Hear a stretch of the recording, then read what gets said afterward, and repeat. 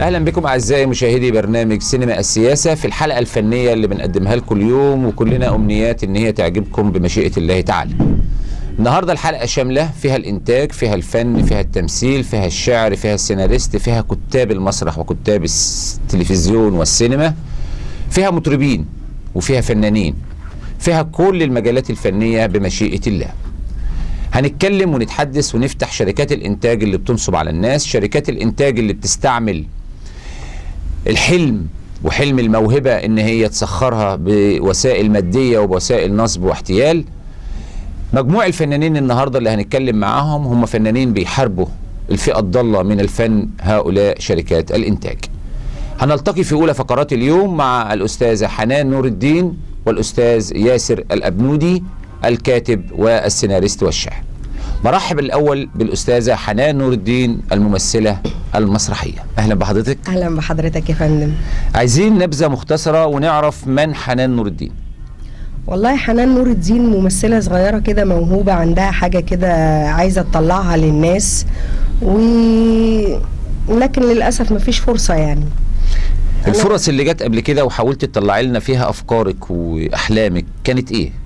والله انا عملت مسرحيه مع استاذ مظهر ابو النجا وبدريه طلبه واستاذ صبري عبد المنعم اسمها جنان وبتنجان، وعملت فيلمين قصير ان شاء الله، يعني في واحد على اليوتيوب وواحد هينزل قريب يعني وكده.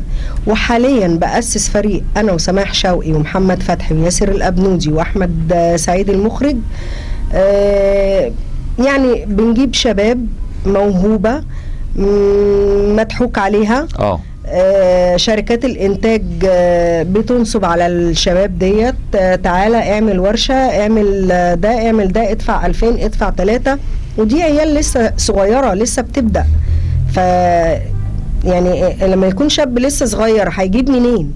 يعني الفكره اللي انت بتعمليها انت ومجموعه العمل معاكي بتتلخص بانك بتجيبي الموهوب تدربيه ازاي يقف قدام كاميرا، ممثل واي عروض بتجيلنا احنا بنشتغلها باسم فريق صناع الحلم. صناع الحلم طلع لنا حاجه في المسرح او في السينما او في التلفزيون ولا لسه؟ جدا. لا طبعا مسرح قريب جدا مسرح، ولكن سينما وتلفزيون الامكانيات ما فيش. احنا ما عندناش، فاقدين حته الانتاج، فاقدين المنتجين اللي ينتجوا علينا، فاقدين حته احترام الانتاج للناس الصغيره، فاقدين حتى الكرنيهات اللي احنا ممكن نشتغل بيها.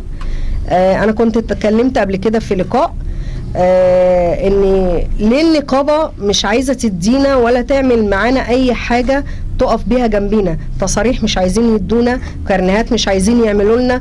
طب اذا انتم ما بتدعموناش، احنا بنشتغل والحمد لله جيدين في شغلنا، ومش هقول لك ممتازين، لا جيدين، ولكن ليه بتقفوا ضدنا؟ محدش عايز يديكوا الفرصه، محدش بيديك فرصه، ومحدش بيمد بايدك زي زمان ما نجيب الريحاني خد بايد وام كلثوم خدت بايد. مفيش الكلام ده. انت النهارده معاك فلوس تشتغل، ما معكش فلوس في طرق تانية حقيرة. وطبعا المشاهدين غنيين عن التعريف، غنيين عن جمهور واعي وفاهم وعارف كويس قوي، وبيشوف.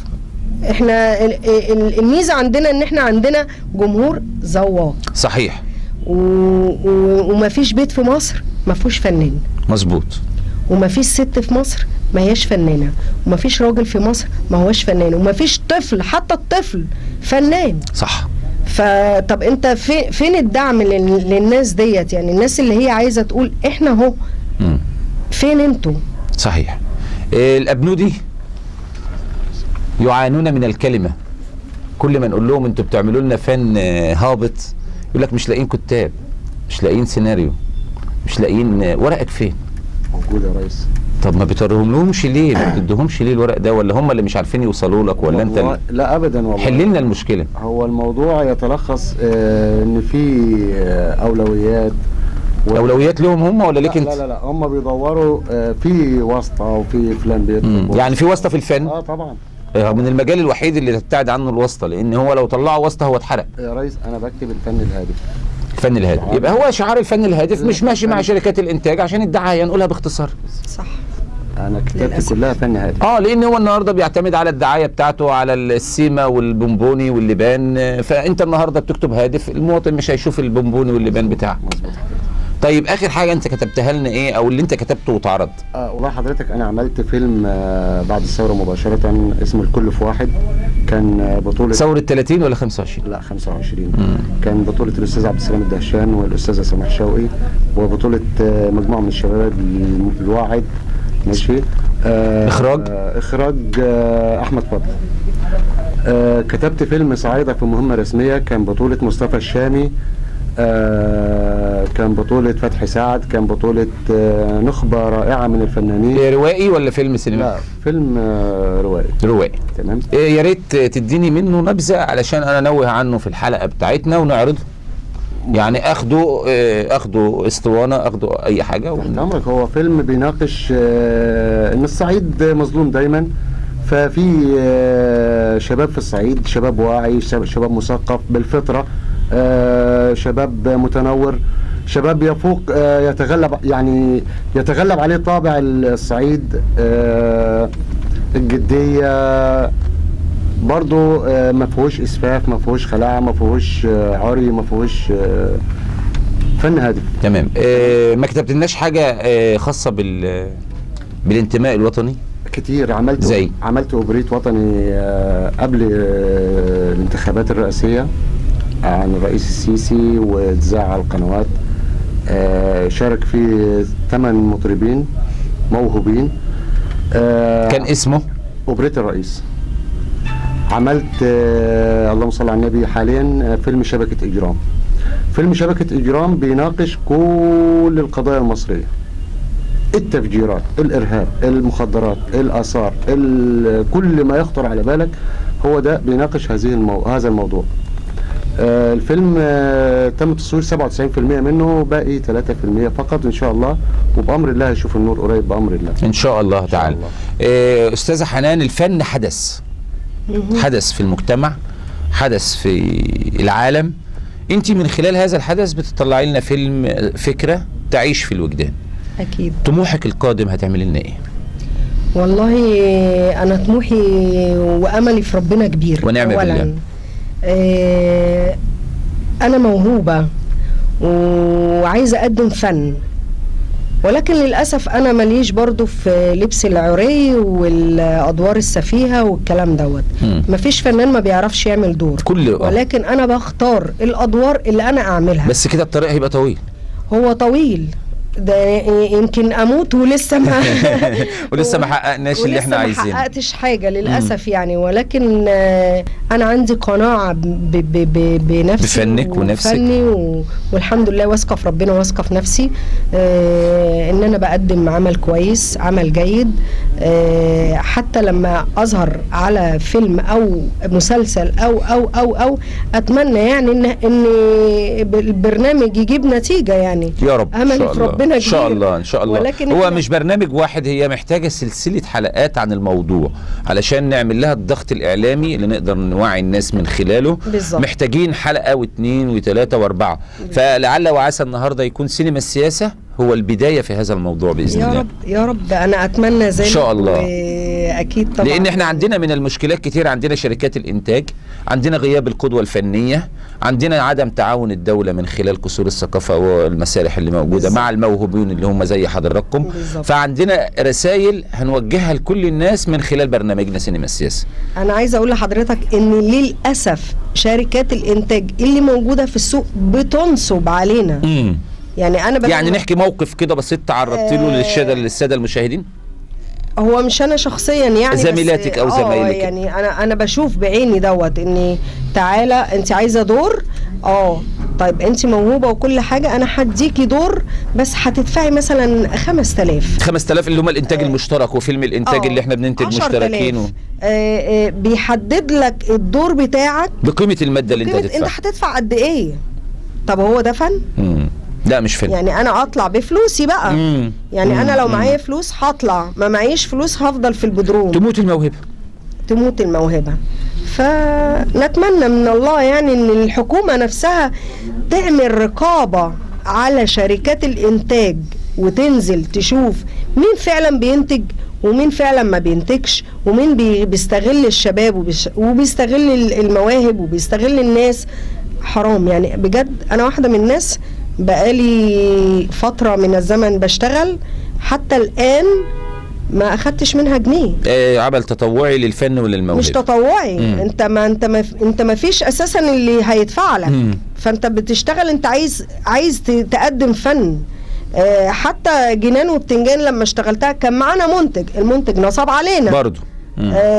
يعني حاجة يعني فوق الوصف والخيال، ان انت تبقى شغال مع منتج، يعني منتج دفع للنجوم والناس اللي تحت النجوم سابهم علما. كل الناس اللي حضرت المسرحية خرجوا من المسرحية ب3 أشخاص على الأقل، هم دول اللي في المسرحية، وكنت الحمد لله وفضل من ربنا ان انا واحدة منهم. ايوه. فين الفن؟ فين الانتاج؟ فين الثقافة؟ يعني لو هقعد اقول فين دي، ده مش هنخلص بقى فين دي من هنا لبكره. وانا طبعا عارفه ان حضرتك الوقت بسيط يعني وكده، وبشكرك وبشكر القناه. اشكرك وبشكر طبعا الاستاذ الفاضل اللي دعانا لهذا اللقاء، الاستاذ عصام هيكل، راجل وطني مخلص محترم، فنان محترم وفنان واب حنون واخلاق، وده من النادر صحيح ان انت تلاقيه في الوسط ده. مظبوط. يعني كونك تتعامل مع انسان اخلاقه عاليه، ده بيبقى من النادر. صح. لان النهارده المنتج بتخش عليه الممثله، هو عايز يشوف هو هيستغلها ازاي الاول، وبعدين يشوف فنها ايه. اصبحت هي الماده هي العنصر الاساسي اللي نقدر اصبح النهارده لو حد بيقول لك تعالى انا عايزك في دور، اعرف ان انت يا اما تحط له فلوس في جيبه يا اما هتروح معاه البيت. صحيح للاسف. دي حقيقه. طب لو انت ولا كده ولا كده هتدفن موهبتك يا اما تشق الطريق الطويل الصعب. عايزك توجه لي رساله للدوله وتقول لها هي كانت بتعمل ايه زمان مع العمالقه اللي طلعوا وشرفوا مصر خارجيا، والنهارده هي بتعمل ايه وايه المطلوب منها. والله انا قبل ما اوجه الرساله للدوله، انا بشكر كل القائمين على الوسط الفني، بس بتمنى من ربنا ان اعمالنا تشوف النور. حضرتك انا كاتب قصه مسلسل درامي يتكون من 30 حلقه، بقاله 4 سنين النهارده، مش لاقي له جهه انتاجيه. القصه بتحكي حال مصر وبتحكي حال الصعيد وبتحكي قصه جباره. ماشي. مين اشمعنى ليه ببص على الافيش والاسم المشهور بقاله 20 سنه تأليف وسيناريو وحوار واخراج فلان. طب فين الدور بتاعنا؟ ده ليه؟ هو عشان انا مخرج مشهور كتبت عمل يطلع على اسمي وتأليفي طب واحنا فين؟ تمام. احنا فين؟ عاوزين نوصل، عايزين نحقق افكارنا ونحقق اهدافنا ونحقق فننا، نوري للجمهور. احنا زي ما قالت الاستاذه حنان، احنا عاملين فرقه صناع الحلم، مش بناخد منها، بنديها. صح. بنديها. ماشي. بنطلع في ناس دخلت معانا ما كانتش بتعرف تتكلم، دلوقتي بسم الله ما شاء الله بقوا نجوم، يأدوا الدور، بقوا بيأدوا على خشبة المسرح كمان. يعني خليناهم طلعوا مواهبهم. معانا الأستاذ أحمد سعيد بيدي لهم ورشة إعداد ممثل، طلع كل اللي جواه مجانية. مجانية. طلع كل المواهب اللي جواهم، قدر يخلق من الشخص المتكتف ده نجم متحرك ومتكلم ومبدع. تمام. والمخرج محمد فتحي برضو بيبذل مجهود برضو معانا جامد. يعني احنا الحمد لله معانا 2 مخرجين بسم الله ما شاء الله، يعني ربنا يبارك لهم. النهارده ما بتلاقيش حد مخرج يقعد ويديك وقته ويعلمك ببلاش لوجه الله. هو عايزك ممثل جاهز تأدي الدور اللي مكتوب وخلاص. لا مش مسألة تأدي، ما هو لو على التأدية في من ده كتير يا أستاذ. ان انا ادي هتديني ورق انا هقول لك ماشي وهعمله والكلام ده كله. الموضوع مش اداء، الموضوع فين احساسك، فين فنك، فين موهبتك. صح. احنا بنطلع من جوه الولاد دول الموهبة الداخلية اللي هم نفسهم مش عارفينها. فنتمنى من الله يعني عز وجل إن شاء الله كما سبق وتعاون برنامج سينما السياسة مع أبطال فيلم السراب القاتل إخراج الأستاذ محمد عزت. النهاردة سينما السياسة سيتعاون مع فريق صناع الحلم في تقديم الفن الجيد للمشاهد المصري، في تقديم القدوة الجيدة للمشاهد المصري، بلاها أفلام غبية، بلاها مسرحيات خايبة، بلاها كل ما هو يسيء إلى مصر وإلى الدولة المصرية.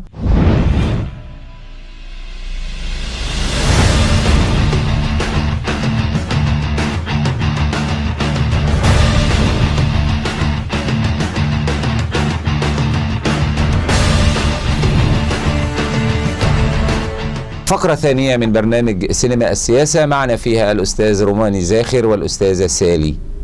الأستاذ روماني زاخر أحد المخرجين في مصر، أخرج لنا العديد من الأفلام. هسيبه هو اللي يتكلم عن نفسه، هو اللي يقول لنا أعماله، وهو اللي يقول لنا عايز إيه المرة الجاية. اتفضل أستاذ روماني، إزيك وإزي حضرتك؟ أهلا وسهلا بحضرتك. سعيد سينما السياسة بلقائك النهاردة علشان نقدم مخرج نقول نتمناه أن يكون من العظماء. ربنا يخليك يا فندم، واهلا بيك واهلا باللقاء الجميل دوت. روماني زاخر زي ما الاستاذ قال ذكر، عملت العديد من الاعمال، كلها اعمال معظمها سياسيه. بدات بفيلم قوم يا مصر بعد ثوره 25 يناير. قوم يا مصر، قوم يا مصر. وده كان لمحة حب ما بين المسلم والمسيحي اللي بيحصل. لو كان المسلم حاصل له مكروه كان المسيحي بجنبه على طول، وكان هو اللي بيطبطب عليه ويواسيه. والمسيحي برضو لما يحصل له مكروه في مصر، في عدة الأحداث اللي حصلت طبعا في مصر من أول القديسين لغاية مسبير ومبابة والأحداث الكتيرة اللي احنا عشناها، كان المسلم أول واحد هو اللي بيروح يعزيه ويطيب بخاطره. بعديها على طول عملت فيلم عايز ولد. عايز ولد ده بيتكلم عن الأفلام دي روائية ولا أفلام سينمائية؟ لا، أفلام تلفزيونية. تلفزيونية. وثائقية؟ لا، أفلام دراما. عايز أعرف المشاهد يعني إيه فيلم تلفزيوني؟ لا، فيلم درامي عادي روائي. المدة بتاعته برضو الساعة ونص ولا الفيلم القصير؟ لا، ممكن يكون سينما برضو، بس علشان جودة الفيلم وعلشان الإمكانيات وعلشان إن مفيش نجوم في الفيلم ممكن ما يتعرضش سينما. هو ده اللي بيوقفنا إن إحنا ما نعرضش سينما. لكن أعمالنا كلها تلفزيونية، يعني معدل الزمن بتاع السينما ساعة ونص وساعتين الا تلت. انا ما بعملش افلام قصيرة الا فيلم واحد هتكلم عليه دلوقتي. تمام، اتفضل. فيلم عايز ولد بيتكلم عن مشيئة الله في الخلفة، والانسان اللي بيتذمر على ربنا على انه ما خلفش لغاية دلوقتي. فاحنا بنقول كل دوت بايد ربنا، اذا كان في خلفة او ما فيش خلفة فربنا رايد للانسان الخير. هي دعوة ان الانسان يرضى بما قسمه الله. بما قسمه الله طبعا. الفيلم اللي بعديه كان فيلم اسمه شهوة موت. شهوة موت بيتكلم عن البنات اللي هي يعني منحرفة. لا، اللي هي انحرفت بسبب اسباب انهيار اسرة كذا. البنات اللي هي بتبيع ورد ومناديل وحاجات كده، وفي قوادين بيشوفوا البنت حلوة فبياخدوها بيلبسوها كويس وبيشغلوها في شقق الدعارة. رسالتنا من الفيلم دوت ان احنا بنقول ان بنات الشوارع زي اولاد الشوارع بالظبط، يعني خلي بالنا جدا من بنات الشوارع ديت يا جماعه، اللي بيطلق واللي بيتجوز تاني واللي كل ديت بيحصل سلبيات على اولادهم. تمام. ده فيلم قصير، وانا خدت فيه احسن مخرج مرتين في كندا واستراليا. بعديها على طول كان ايام محمد مرسي عملنا حادث كان أليم للأقباط المسيحيين، كان حادثة الخصوص وضرب القدرائية ايام محمد مرسي. يعني انا شايف كده كل افلامك بتختلط بالسياسة. لا بعديها ما فيش سياسة. ده كان يعني آخر فيلم. هو الفترة اللي احنا فيها فعلا مرحلة سياسية هامة، وانا بدليل برنامج اسمه سينما السياسة يعني. ما كويس ان انا اتكلمت في السياسة. فيعني اتفضل. طبعا كنت انا بكرم الشهداء اللي هم شهداء الخصوص، وفيهم طبعا الجنازة بتاعتهم اللي حصل فيها ضرب من الاهالي، الجنازة اللي كانت في القدرائية ايام مرسي. تمام. واتقتل فيها شهيد اسمه محروس. فانا عملت فيلم اسمه، طبعا ده ديني بحت يعني شوية، علشان حادثة الأقباط. حادثة يعني. الأقباط اللي هي الحادثة بتاعت الخصوص بتاعت كان الجنازة. اسمه الملكوت مش ببلاش. كنا بنقول فيها ان الشهداء ايا كان مسيحيين او مسلمين دول شهداء مصر مش شهداء اقباط يعني. صحيح. من اول فيلم قوم يا مصر برضو لما جبنا سيرة شهداء 25 يناير وشهداء موقعة الجمل، عملت خليط ما بين شهداء موقعة الجمل وشهداء 25 يناير وشهداء القديسين ومسبيرو، فكنت عامل خليط في الفيلم. خليط في الفيلم لان هو فيلم غنائي. بعديها على طول قمت عامل الفيلم اللي هو اتذاع في معظم القنوات الفضائية، فيلم السر. والفيلم ده اللي انا معتز بيه جدا جدا جدا، وده كان سيناريو واخراجي. عايز اقول في فيلم السر، وكان معايا طبعا الاستاذ عصام هيكل، وكان معايا سمير كامل، وكان معايا الدكتور مصطفى الشامي، وطبعا بعض من الممثلين اللي انا مش هقدر اقول كله عشان ما انساش، والاستاذ قمر سالم. تمام. فالفيلم دوت كنت بتكلم بس في نقطة، ان لو محمد حصل له مشكلة، اقرب واحد ليه هيروح له جرجس عشان ينقذه. ممكن طبعا جرجس. ولما اسحاق يحصل له برضو مشكلة، احمد هيروح، هتلاقي احمد واقف جنبه. ده الفيلم اللي هو كان فيه 2 نموذج ورموز قوية جدا، رمز الشيخ اسماعيل والاب اسحاق.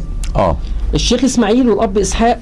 الاب اسحاق لما وقع في مشكله كبيره، جريمه قتل، وحصل ان اتحكم عليه بالاعدام، البلد كلها سابته، واللي وقف جنبه بس ولغايه لما انقذه من الاعدام الشيخ اسماعيل. تمام. طبعا انا كنت برمز من الاسماء نفسها، الشيخ اسماعيل واسحاق بابونا ابراهيم عليه السلام. زمان ابونا ابراهيم كان عنده اسماعيل وكان عنده اسحاق. عايز اقول للناس، وعمال اكرر ده في كذا قناه قبل كده، عايز اقول يا جماعه ابراهيم اسحاق واسماعيل لغايه دلوقتي اسحاق واسماعيل من نسل ابراهيم.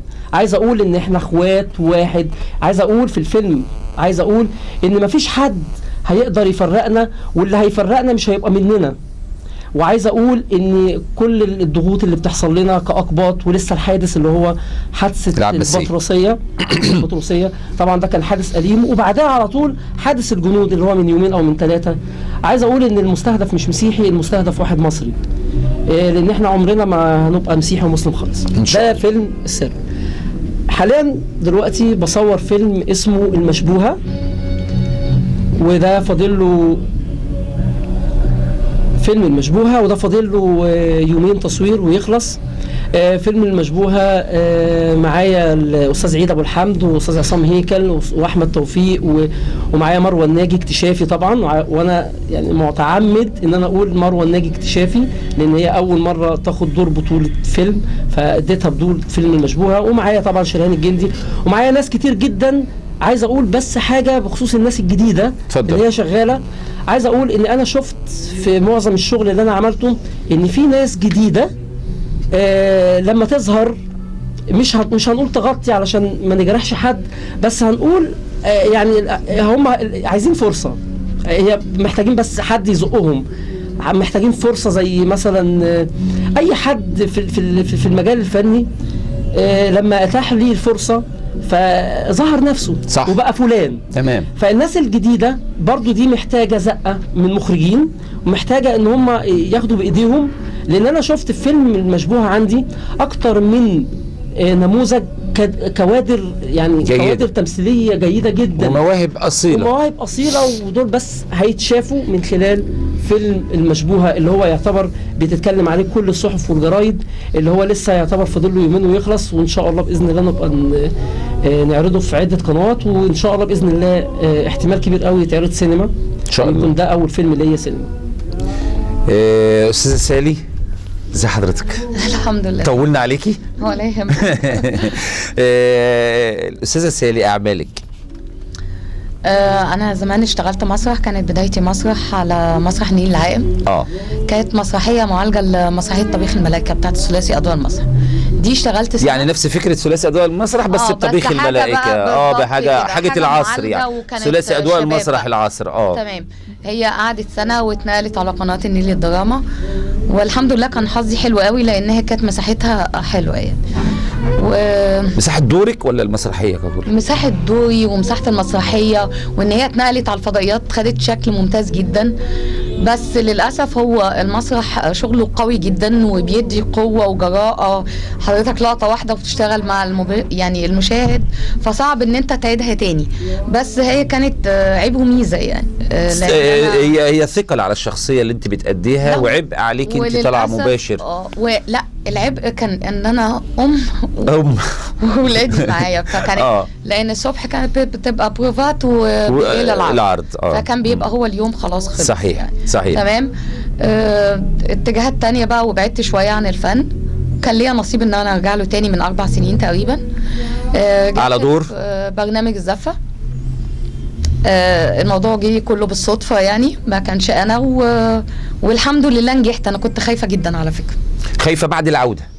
كنت خايفه جدا يعني. قعدوا يقنعوا اكتر ما كنت بادئه. طبعا.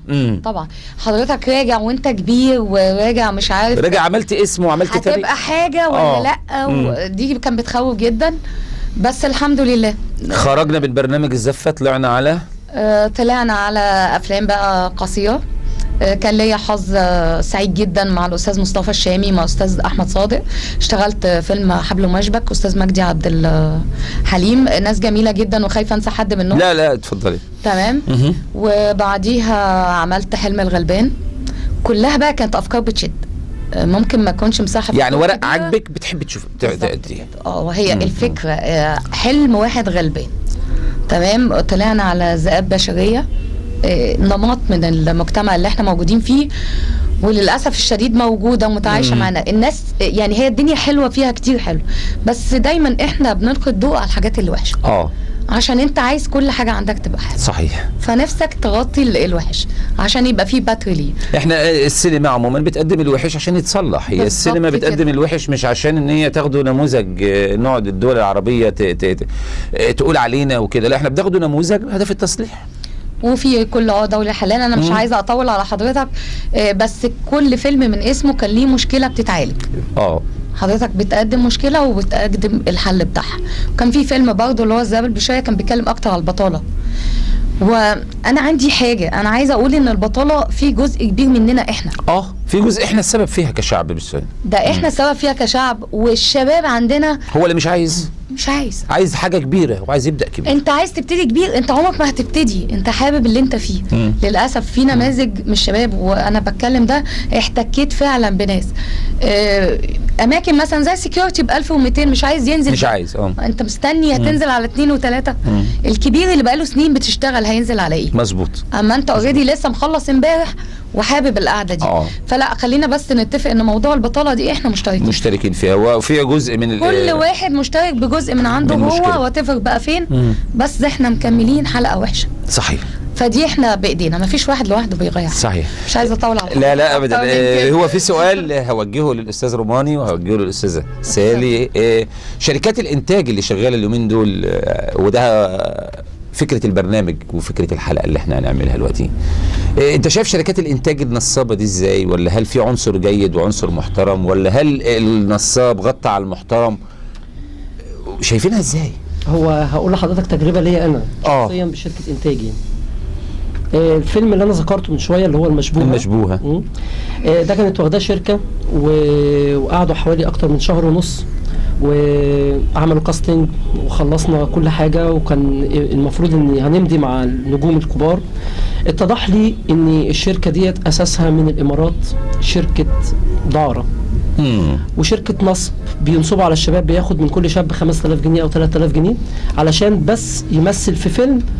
هو من يعني من وجهه نظره ان هو مش هيعمل فيلم، بس هو بيجيب سكريبت وبيجيب مخرج وبيقول انا بعمل الفيلم دوت، وبيلم عليه فلوس كتير جدا. فانا لما حسيت بعد كده ان الموضوع دخل في نصب ومفيش حاجه هتتعمل. فانا خدت طبعا قرار، فقمت خدت مكتب، قمت سحبت الفيلم.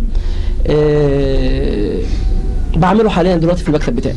بس انا عايز اقول حاجه من بخصوص شركات الانتاج. يعني اي شركه انتاج تطلب جنيه دي شركه نصابه. تحذير من مخرج له باع طويل في مجال السينما والتمثيل. مش عايز اقول اسماء، لا مش هنقول اسماء، احنا هنخليها عامه. اي فنان، اي واحد عايز يخرج موهبته هيروح للشركه ويقول له اعمل استماره مقابل مادي، هيعرف انها نصب. لان حاليا دلوقتي احنا بنعاني من دوت اكتر من، يعني اللي انا واجهتهم، يعني اكتر من حوالي 30 شركه في مصر.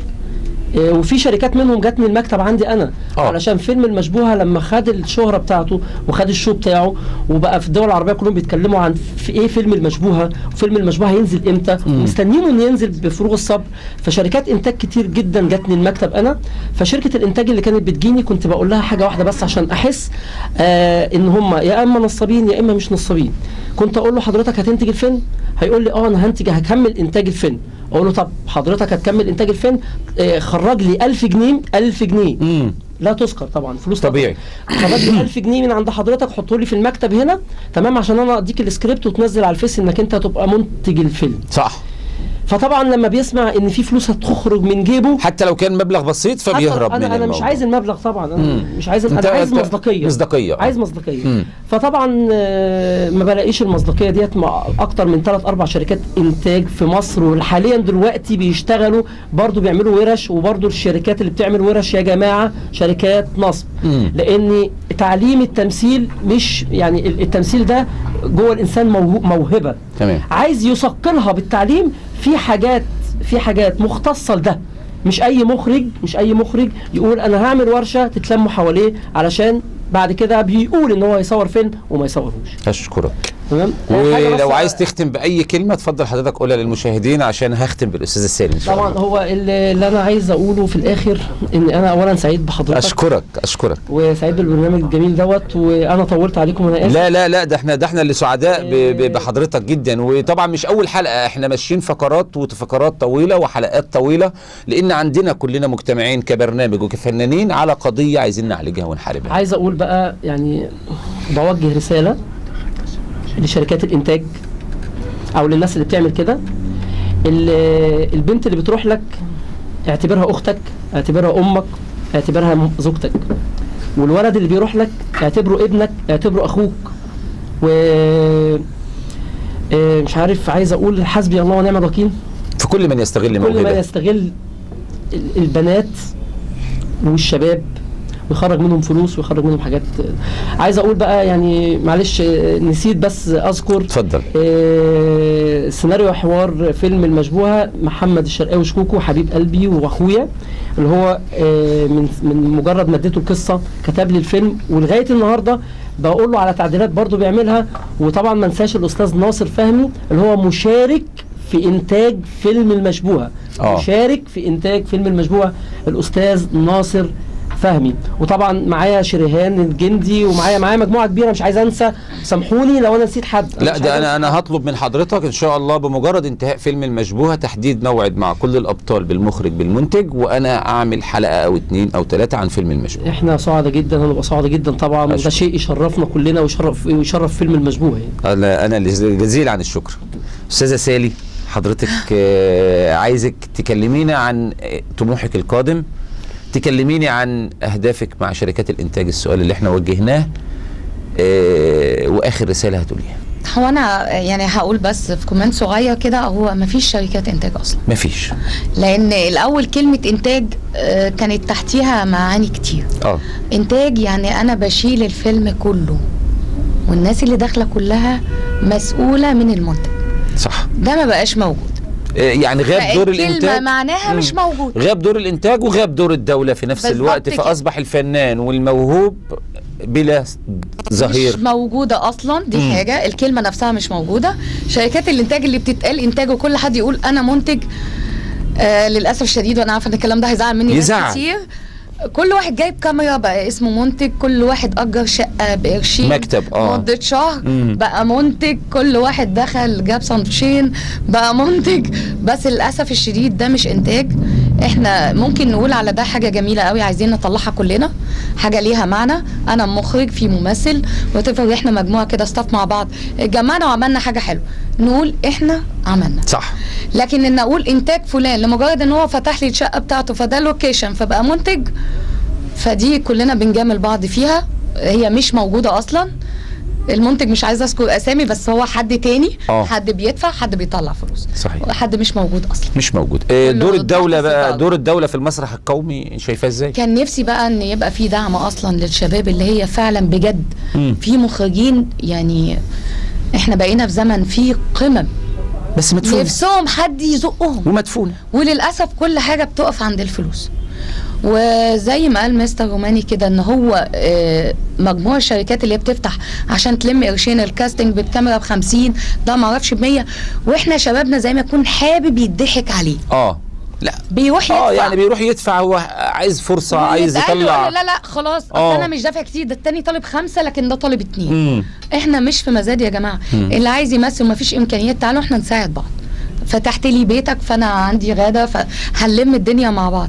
لكن ان واحد يفتح مكتب ويحط عليه يافطه وكل دي حاجه ببلاش عشان كل واحد داخل له يدفع له 150 مع عدد كبير، شهر 2 هتلاقي اليافطه اتشالت والمكتب رجع لاصحابه، الموضوع انتهى.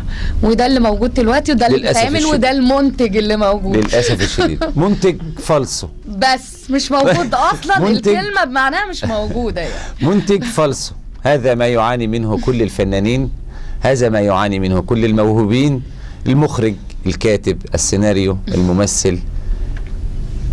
الفالصو هيبقى دهب امتى يا شعب مصر؟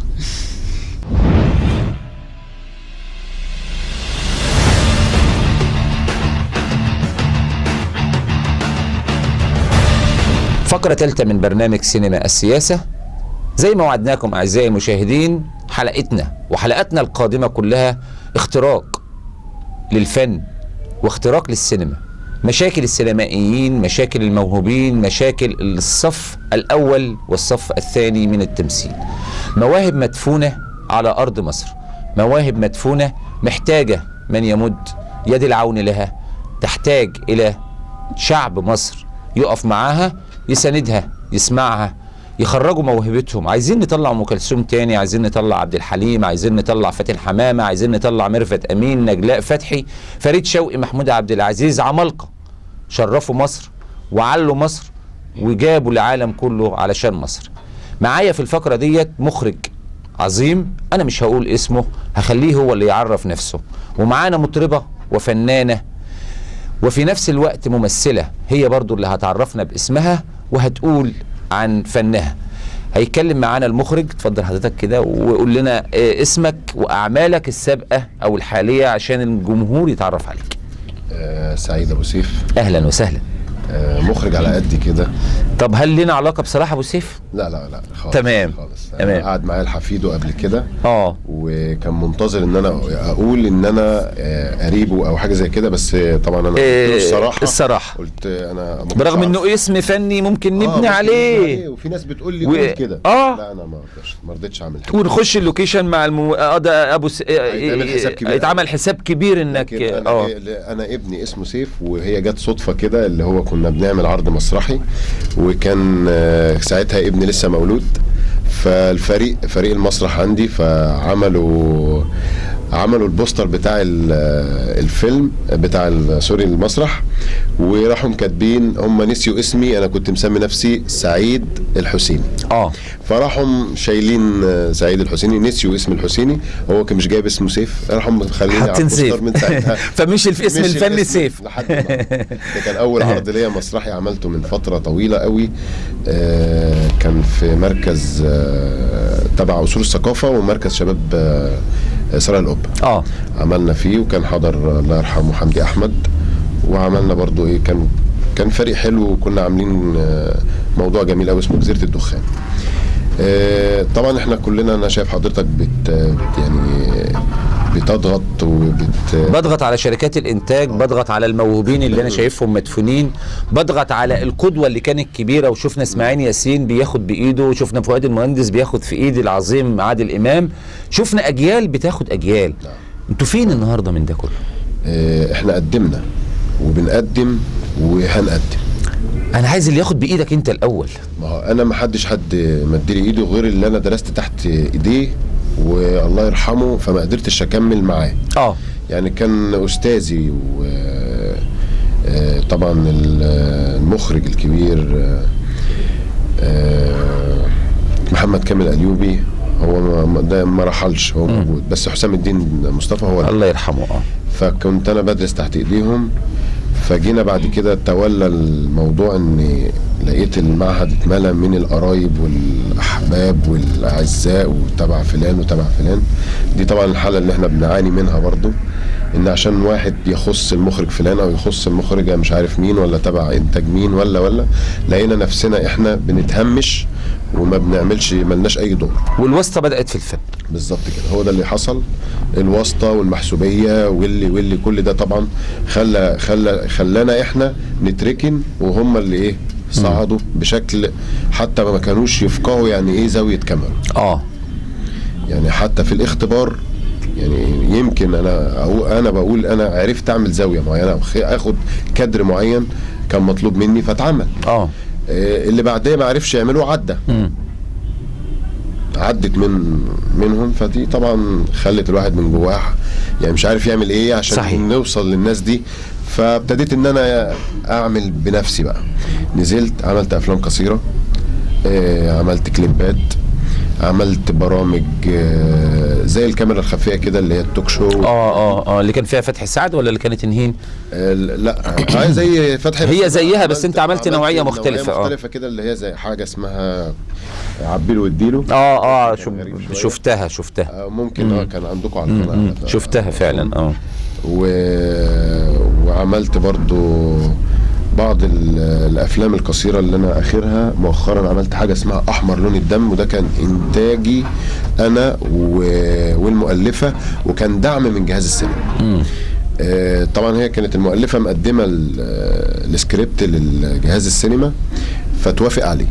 هم ادونا المعدات فري. فاحنا كان المفروض ان احنا هندي الفنيين اللي جايه فلوس. صحيح، في مصور، في مونتاج، في سكريبت، في اعداد.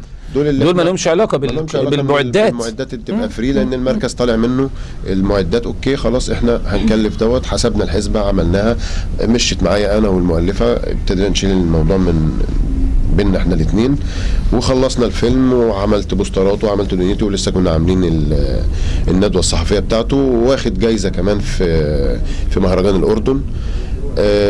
كل دوت طبعا حفزنا جامد. انا عن نفسي شايف في مواهب كتير، بحاول المهم واعمل بيهم حاجه ان شاء الله. يعني ناوي تقتحم هذا المجال بانك تعمل مدرسه، تعمل حلم، تعمل فرقه؟ هو انا عندك فرقه، عندي فريق كبير قوي، وعندي ناس كتير موهوبين كتير جدا، بس برضه هم مش لاقيين الانطلاقه. فانا بحاول على قد ما اقدر اظهرهم باي شكل ما، حتى ولو فيلم قصير، برنامج، توك شو، مسرح، على قد الامكانيات المتاحه معك اقدر اعمله. بالنسبه لشركات الانتاج، هو انا لما انا زهقت واروح شركات الانتاج، مش هقول لك انا لا، عانيت من شركات الانتاج. انا بخش على الشركه واقدم فيلم او ايا كان، لو هم عايزين حتى حد يخرج في الشركه عندهم، هم قافلين على الكرو بتاعهم او كرو العمل بتاعهم، مش مدين لفكر جديد او لناس جديده تخش تعمل دم جديد. صح، مفيش. هم مبتكرين يعني بقى في واسطه وبقى في احتكار. بالظبط. جيت طبعا انا الموضوع مع اصحابي قالوا لي طب ما تيجي نعمل شركه انتاج. بالمناسبه لحضرتك، لان انا سمعت ان في ناس قالت ان في شركات انتاج فعلا نصابين، وفي في موجود، ده اتعرضت ليه. فلما لقيت الموضوع كده قلت ليه ما اعملش انا اوراق بس مش اكتر. انا من الناس اللي عملت شركه انتاج مؤخرا، هي مش معموله للانتاج، هي معموله للوجوه الجديده.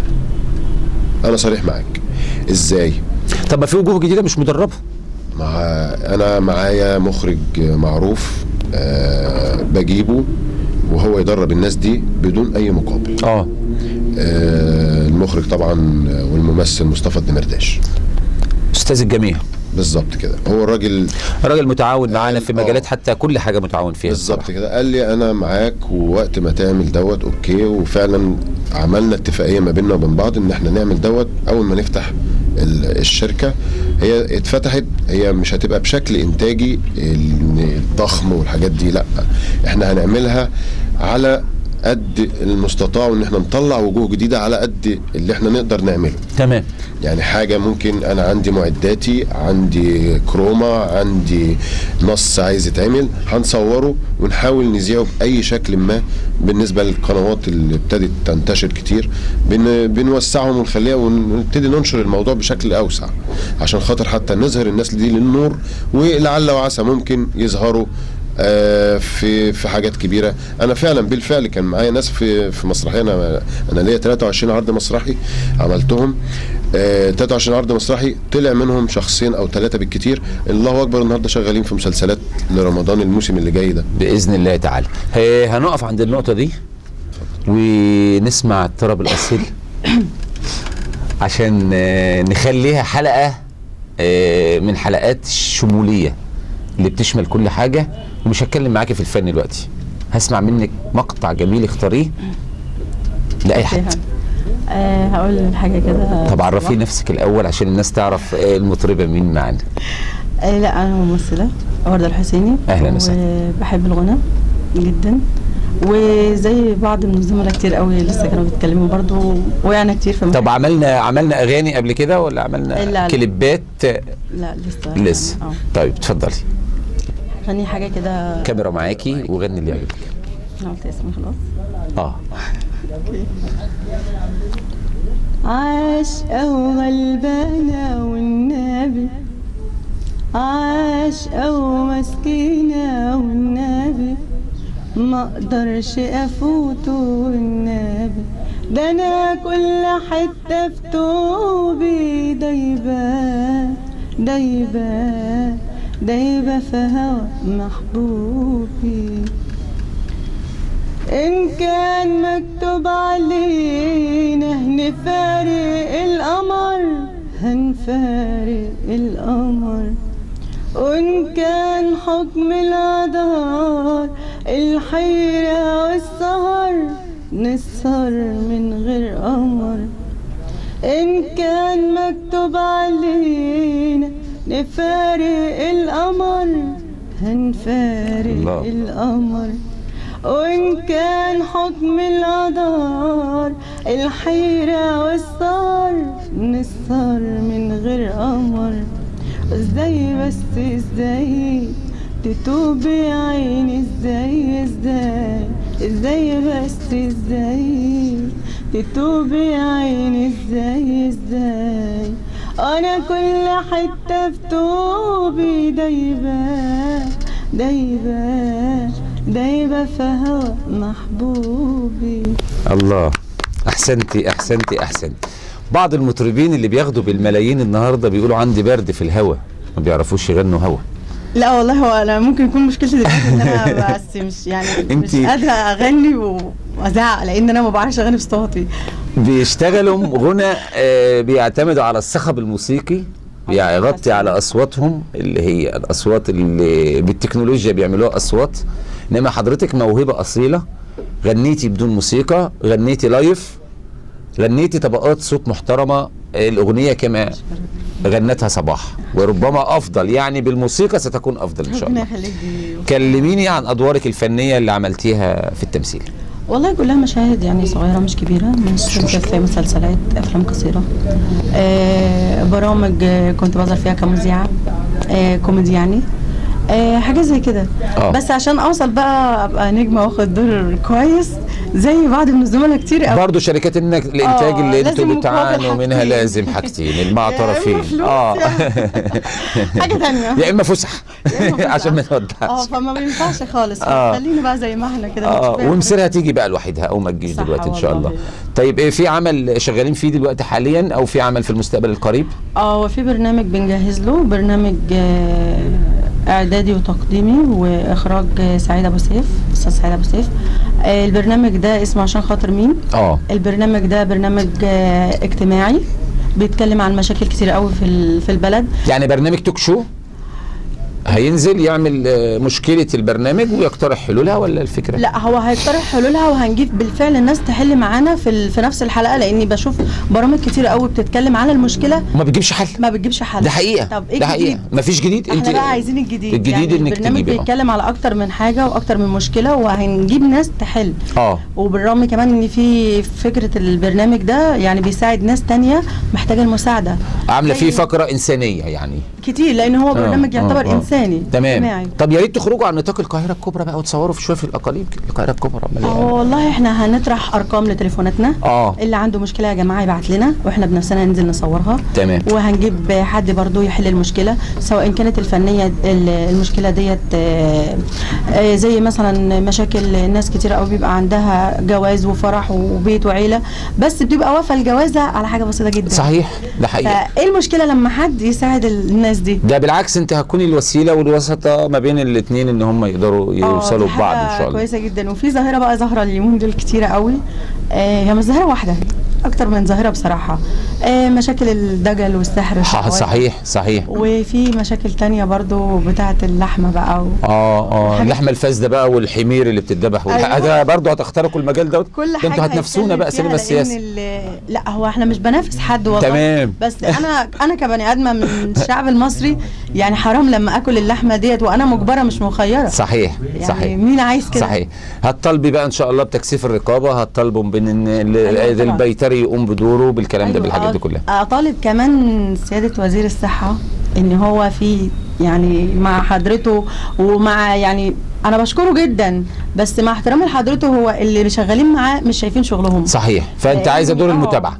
يتابعوا ليه لا؟ يعني لما كل يوم نعمل حمله في اكتر من شارع، في اكتر من مطعم، في اكتر من محل، الناس دي بتعمل ايه؟ الناس دي بتذبح ايه؟ الناس دي بتاكل الناس ايه؟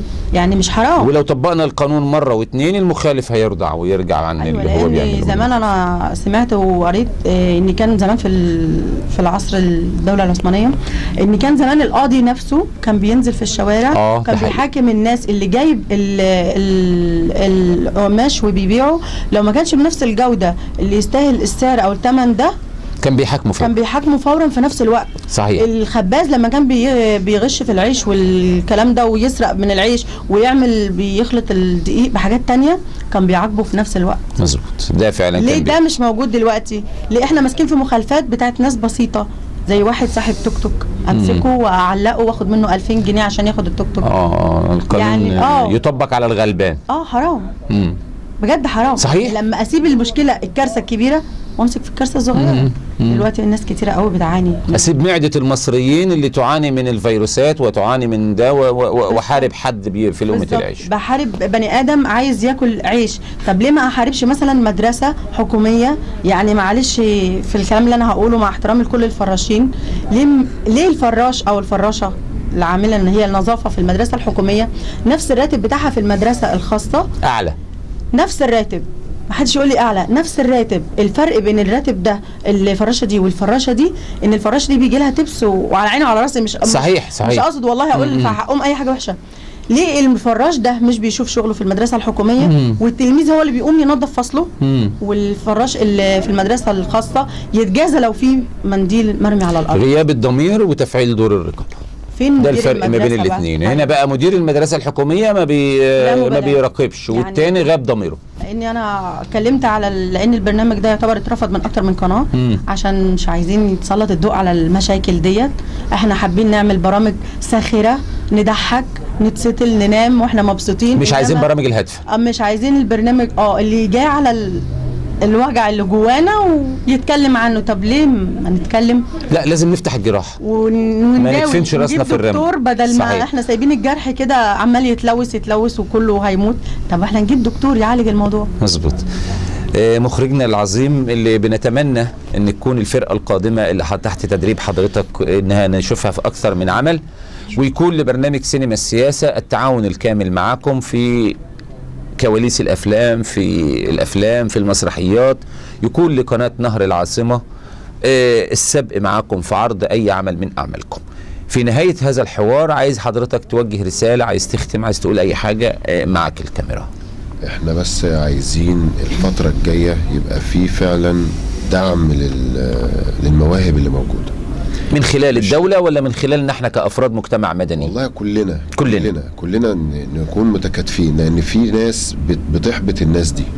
وانا عن نفسي انا كسعيد ابو سيف، انا الحمد لله في الفتره الاخيره مش هقول لك يعني انا اتنجمت لا، انا عملت واسم صغير مش كبير، بس يعني مش زي النجوم ومش زي الناس دي. وبحاول اجيب حواليا الناس اللي اقدر بيهم نطلع سوا، مش لوحدي، لا هنطلع كلنا. يعني برضو برنامج زي اللي قالت لك عليه الاستاذه ورده، ده احنا بنعمله مش طالبين منه اي عائد مادي، احنا بنقدم خدمات للناس بشكل مفتوح وبشكل صريح، لان لو جات منه دعم، الدعم ده هيرجع يصرف على هذا البرنامج، يصرف على البرنامج، يصرف على البرنامج، فهو من جبنا. الرساله بس اللي عايز اوصلها، الموهوبين خلينا في الاطار اللي احنا بنتكلم فيه، ان الموهوبين الجداد احنا فعلا عايزين نقف كلنا جنبيهم، ويا ريت يبقى من خلال برنامجك ومن خلال قناه نهر العاصمه ان هي فعلا تدعم الموضوع دوت.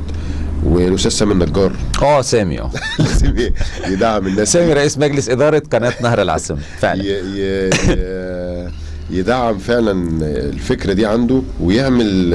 كنت انا يعني كان نفسي الفكره دي فعلا تطبق على برنامج بشكل ممكن نجمع الفريق من خلال القناه، نجمع الفريق ومن خلال الشركه عندي، وكله يبقى فور فري، محدش يدفع جنيه. ونقدم الناس دي في فيلم قصير، في برنامج، في توك شو، في اي حاجه، وتتعرض والناس تشوفها بشكل مفتوح. صحيح. ننطلق من خلال القناه، من خلال قناه تانية تالتة، اي حاجه، المهم الناس تتشاف بشكل اوسع شويه، عشان خاطر حتى يطلبوا بعد كده في اي اعمال قادمه. وده صحيح. المهم ان احنا نكون متواجدين على الساحه الفنيه بالزبط. بحيث ان في لحظه من اللحظات ممكن يجي العمل اللي هو يقدر ياخدهم نطلع الدم اللي موجود. تمام. الناس موجوده فعلا ومدفونه، اللي مش فعلا مدفونه. النجمه ورده، عايزك توجهي لي كلمه للاعلام، بما انك انت مقبله في الفتره القادمه على الاعلام وعلى البرامج، وهختم فقرتي معاكم باغنيه تقولها لنا. احب اوجه للاعلام، في اعلاميين كتير قوي بصراحه لا داعي ذكر اسماء، يعني ما بيشوفوش شغلهم بجد، وفي اعلاميين برضو لا داعي ذكر اسماء. يعني بصراحه برامجهم روعه، يعني اقول لهم احسنتم، يا ريت في منكم كتير، لان هم قله جدا. صحيح بجد. اتمنى ان يكون في كتير منهم. والناس بقى اللي هم اعلاميين اللي حابين يقولوا اي كلام في الهوا ده، اقول لهم شكرا، كفايه بجد، كفايه قلناها كفايه سياسه قبل كده، ودلوقتي بنقول لهم كفايه بقى، لان كفايه بصراحه. صحيح. نقطه تانية بس يا استاذنا، انا بحييك ان انت اديتنا الفرصه دي، ده انا اللي سعيد بيك والله. لا بجد انا بحييك وبحيي القناه واداره القناه على ان هم يعملوا حاجه زي كده، وان فعلا نخلينا نتكلم بحريه، لان الواحد لما بيروح قناه، انا اتعرضت على فكره برامج كتير وبرفض ان انا اطلع. احنا لا الحمد لله سينما السياسه، او بقناه نهر العاصمه، او بقناه ABC برضو، او بقناه صوت مصر، من البرنامج بيذاع في الثلاث قنوات دول. تمام. سينما السياسه حتى على كل البرامج السابقه اللي قبل كده معروف بجرأته، معروف ان هو ما فيش عنده قط، معروف ان منتاجه يقطع في الامور الهايفه، ولكنه يشتغل جد. تمام. احييك فعلا على برنامجك، الله يخليك، ان انت اديتنا فرصه نتكلم بحريه، واتمنى تشوف برضو بقيه الموهوبين اللي موجودين معانا النهارده وخد منهم، عشان هم جواهم كلب. ان شاء الله. ورده، نعم، سمعينا حاجه.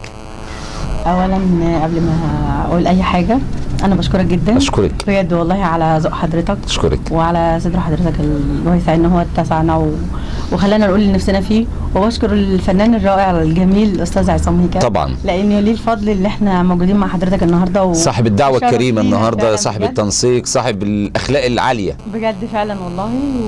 وانا بشكرك. اشكرك. هنختم بايه فقرتك؟ هغني اغنيه فنانه انا بحبها، شيرين، اعلى من الملامه. اتفضل. يا رب تعجبكم.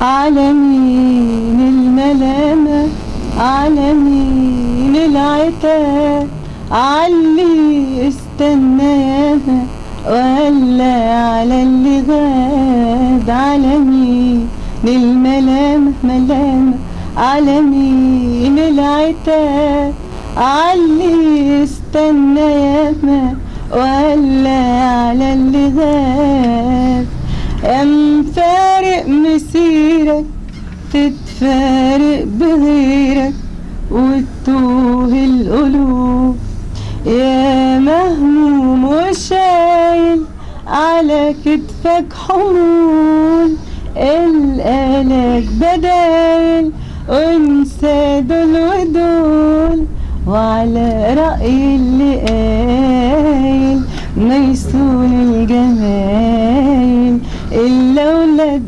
أصول على مين للملامة على مين العتاب علي استنى ياما ولا على اللي غاب. احسنتي احسنتي حبيبتي يا مصر، حافظاها؟